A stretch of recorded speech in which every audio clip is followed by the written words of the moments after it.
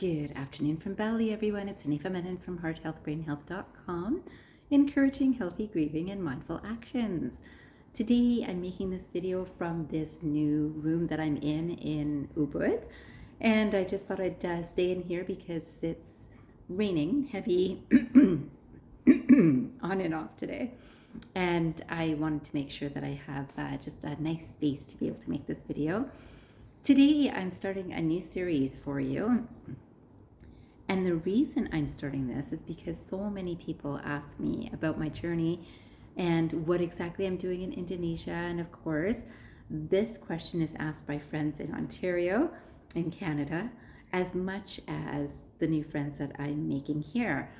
So today I thought it's time to actually make a series of videos that actually talk about this, and hopefully they will inspire your journey because we're all on a journey. And this series is going to be called my Calling, yet this particular video is going to start it all off, and I thought it was just fun to play with words, and those of you who know me well know I love playing with words, and this one seems very fitting and very true. So this video is called From Nomad to Monad. So part of the reason that I moved from Canada was to move to Indonesia, and some of you who have kept up with me recognize that I'm not actually moving to Indonesia at this point. I have moved into this space for now, for this time, for this travel, and I am being guided by the universe or source regularly every single day. And so every step that I've taken in this trip has been guided and daily from something beyond me, something some would call God, some would call the universe, some would call source, some would call higher consciousness, some would call the void. And yet, whatever term you put on it, it is an awareness for me to share with you that there was a lot of discussion about the nomadic visa. So I don't know if you had heard about this term, but nomadic visas became a little bit more popular in Europe, and Bali was considering it too at the time that I had made the decision to come here, although it was just being discussed and looking like it would come into effect the following year, and that didn't happen. As far as I know, it's still not happening yet, but of course things change over time. But so this is why when I say from nomad to monad, nomad. So this idea is, I remember when I considered being a nomadic visa traveler, I thought that sounds reasonable, though I really like stability. I really like to be able to stay in one spot and say, this is my home. And today, with all of the evolving that the soul is going through, I recognize that this earth is my spot. And today I feel very comfortable traveling within Indonesia. And, you know, I felt comfortable traveling within Canada many years ago too. I know I had made a video about how many moves I've had in my life that I could consciously remember at the time I was making that video. And if I find that amongst my many videos, I will post it under this video. But today I wanted you to know that I've gone from that space of nomadic visa, which again is still up in the air about whether I ever do work with that in some country or in this country. And then I've got my citizenship in Canada, which I'm also very happy about. And then this nomadic visa, then as I reflect on, I might move back to Canada, I think, wow, you know what? It's, again, the work that I do is the same no matter where I do it. So here, you know that I'm not working yet. Every video I make for you is my work. Every conversation that I have with anyone, whether it's in passing, it's just a stranger on the street, or if it's a friendship that I've fed energy into and received energy from here, all of it is also the work of life. And this is such a beautiful calling for me. So in this, I wanted to talk about at least what nomad means. So this quotation, and this isn't a quotation, this is actually just the definition of nomad. It's a person who does not stay long in the same place. a wanderer. And it's so interesting when I read that because, again, like I said, I really like the stability of the same place. But when I really consciously look at my life, there's been a lot of moving. And it doesn't get easier over time, just so you know. So even when you know that I'm moving from place to place in Indonesia, I can't say that it's easy, though some would look at me and say, oh, I'd like to travel like her. It's not easy, and yet I'm following this calling. So every single day I am checking in, is this right? Is this right? And listening to something that does guide me. And so this is the idea of nomad. And so I thought, yeah, it actually does fit me when I really look truthfully at my life. And then now I can say that in terms of my life, I have looked very carefully at a lot of different religions and spiritual traditions. And since childhood, I've always liked looking at what's similar between us rather than what's different between us. Now, this could have been because I was raised in a particular religion that majority of people around me were not. So the majority of people around me might have been Christian or Catholic, and I was not. But I was also from a religion that was monotheistic. It's one God, and it is this whole idea of there is one God. And I loved that. I thought that's so similar for how I think. And so whether we put the term Christian on it, we put a term Jewish on it, or put the term Muslim on it, doesn't matter. We're still looking at one God, and that's really important. And so now I've moved from one God to one source, and God, yes, as an entity, energy.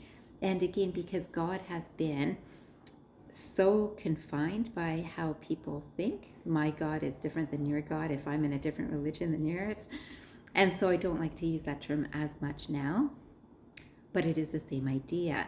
Now, when I look at this, I've consistently stayed in this space, yet through all of my training, of course, I also learned a lot about Buddhism. So I went through quite a length of time where I really understood and tried to understand a lot of Buddhist philosophy, and I really resonate with that too. So then even from dualistic thinking to non-dual thinking in Buddhism, I thought, wow, there's so much similarity still here. Then I learned about Hinduism, and I found, wow, there's so much similarity, even though dualistic religions, dualistic meaning there is God and here is me, and I'm different than God. And non-dual is I have the same energy as God. So Vedic tradition does talk about this same energy, it's this oneness. And I recognize that, wow, there's so much similarity even in Hinduism. But what I loved about Hinduism is it also what I followed in terms of learning and experiencing was much more about Advaita Vedanta. And Advaita is again this non-dual. Excuse me, the door is open and it's cool.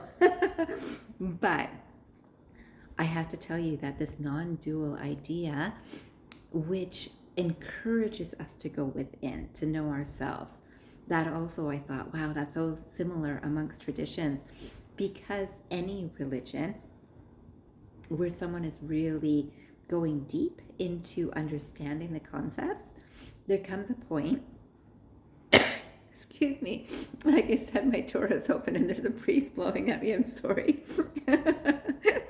But I can laugh through sneezing too, so I will tell you that, yes, this whole idea of going deeper into any religion or spiritual tradition, it always comes back to know yourself.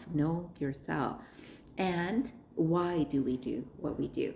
Do we do things automatically because, someone told us to do, and so we do it? And so that becomes things like traditions of rituals or prayers that are often memorized and repeated. Or do we go in to see, is my heart pure when I'm saying this anything? It could be a word. In Hinduism, we might use a mantra or japa. In religion, which is dualistic, might be about repeating same prayers, So at different times of the day, and what time of the day, and did someone tell me what time I should pray, and am I saying the words but not really feeling any connection with divine? And neither is good to do when we're not connected with the divine. And then meditation, which is, of course, something I absolutely encourage us all to do and practice regularly myself. It also talks about the whole reason for meditation is to connect with divine energy. And that is actually the basis of yoga, too. So for myself, it's meditation that has been the most beneficial, but also learning about different religions and understanding, coming from a place of understanding, which I look at my life and I think, wow, right from childhood I was doing that. I'd rather see similarities than differences because we actually have many more similarities than differences. But I can do that even with companies. When I talk about companies where, well, here's a company that is selling this product and this company is selling this service, and there's similarities in this. And so this idea all has been brewing in my mind, and I've been meditating on these, and suddenly I am drawn to so much information about the second coming of Christ. And I know that I was raised with this idea too, that there will be another time. And then I look at the fact that Jesus Christ, Christ is not the last name of Jesus, but Christ defines an energy of connecting with divine energy. And so this is why when people could use the Christ consciousness term, it's the same as Krishna consciousness, although we link Krishna with an actual deity. And Christ, often people will make, I'm going to say almost like a deity out of this prophet. Excuse me for a second. I want to make sure I don't drip on mine. Oh, I'm sorry, something fell out there. I'm okay. So when we look at this idea of it's our responsibility of how we are connecting with divine energy, I've taken this very seriously, very seriously over the last few years. And when I look back on my life, I really did not like structured religion, and especially because it just seemed so rote. It didn't seem like I was really connected with it, and this is how you should do this, and that make sure your face is like this, or make sure you look like this and look like you care about it even if you don't. Those sorts of ideas didn't resonate with me. And so I was able, and I'll thank my family for this, to look at what resonates with me, and I have, and it's only continued to grow, and I still think of oneness of all. So now when I think of unity and oneness, now I'm being directed towards Gnostic tradition, which is again early Christianity. And a lot of religions started feeling that the Old Testament was early Christianity, and so this was okay because that was original teachings. But very few people, even in Christianity itself, have looked at the roots of that and what was happening in the world at that time and what were the competing factions. So whether it was, the political or the religious, which originally was kind of working together, which means that one would influence the other, and then eventually one got power over the other. And this getting power over another was very much the beginning of many religions. So if in a church or a mosque or a temple, there is power that until you do this, you're not at this level, this doesn't honor the individual journey. And I believe that all spirituality in its true essence encourages the individual journey. So now this series of videos is about this individual journey. When I look at Gnostic tradition, which talks about the original teachings of Jesus, which have been found very recently, not so long ago, it's almost a century, no, I think it's 2,000 years, almost 2,000 years that we haven't been able to find all of these teachings, and yet there have been mystical schools and traditional schools that have held on to them, and now some of these things are being found, and I suspect more will be too. In that, there is this concept of a term called monad. And monad it's again just a word, so don't get caught up in language about this, but it's the source. It's literally before any deities, before any God connection, before any image. Now, some religions will say there's no image to God, that's why there's no idols in this religion. Yet, isn't there something about, oh, there's this image, when I see this image, I know this religion. So there's that. There could be the way of dressing. There could be the way of speaking with one another, the words that are used, and all of that is somehow combined with the religion, which is not looking at a deity yet. The mind is very much thinking of I'm better than you.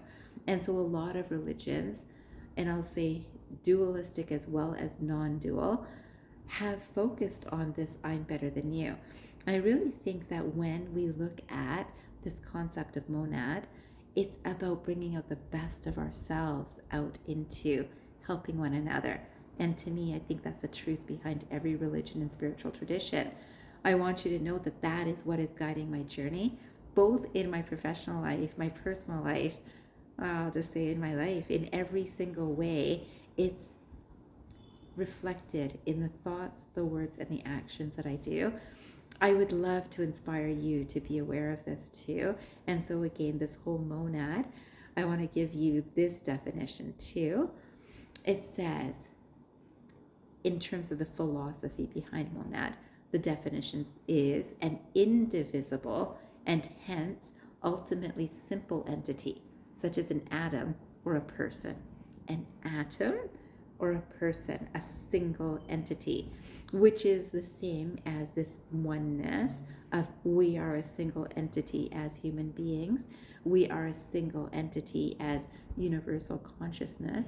We are this monad.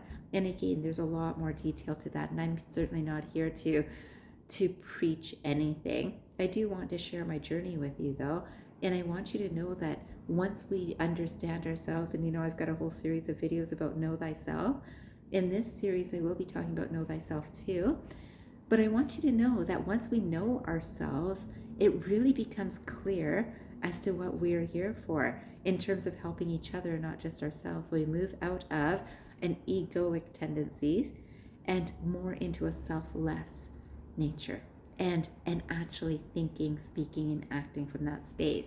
So today I want to thank every single person, every soul, every entity that I'm consciously aware of or not that is helping this journey throughout my entire life. I'm very aware that it started in my conscious awareness in Canada, has continued in Indonesia, and I'm grateful to all of the people that I have met in person. If we are in contact or not, you've meant a lot to me. And this means both good and not good relationships in terms of, oh, this was not a good situation and I let go of that friendship or relationship, or this was a really good situation, I'm still in touch with that friendship or relationship. Everything matters. Everything has shaped me, and I thank you for it. Today I want to finish with this quotation, and this is about the monad, and this says, the soul is so far from being a monad that we have not only to interpret other souls to ourselves, but to interpret ourselves to ourselves. And this is a deep quote. I will write it, of course, under this video when it's posted. I want you to reflect on it if you're curious, or if it stimulates something in your own mind and your thoughts and your reflection time after this video. I would encourage you to sit for at least 5 minutes after this video to just reflect on the things that I've shared with you. This idea of understanding others is so important, and recognizing that most of us haven't even understood ourselves. And so this idea of this pure space that has led to us is also the space that's led to everyone else. And what a beautiful world it can be if we start coming from a space of understanding. Today, I leave you with that. I wish you a fantastic day or night, and I hope you remember, transform your mind and transform your life. Have a good day or night, everyone. And Happy New Year ahead.